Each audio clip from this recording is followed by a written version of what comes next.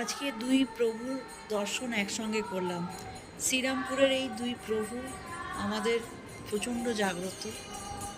এক হলো আমাদের এই রাধাবল্লভ, যিনি কথিত আছেন ভেসে এসেছিলেন, সেইখান থেকে 3 টুকরো হয় কষ্টি পাথরটি জলে, গঙ্গায় 3টি কষ্টি পাথর ভেসে আসেন, সেটি ভেঙে 3 টুকরো হয়ে 3 জায়গায় যায়। এক আমাদের শ্রীরামপুর, দুই খড়দা, আর একটা হচ্ছে শ্যামনগর। আমাদের এখানে রাধাবল্লভ, খড়দায় শ্যামসুন্দর ও শ্যামনগরে মদনমোহন এই নামে পরিচিত।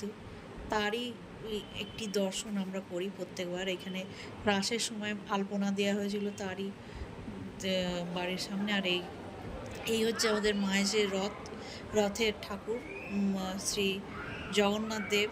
জগন্নাথ দেবেরও এরকম কথিত আছে নিম কাঠ ভেসে এসেছিল, এবং ভীষণই জাগ্রত আমাদের এই দুই প্রভু, শ্রীরামপুরের আমাদের দুই রাজাজি এরা।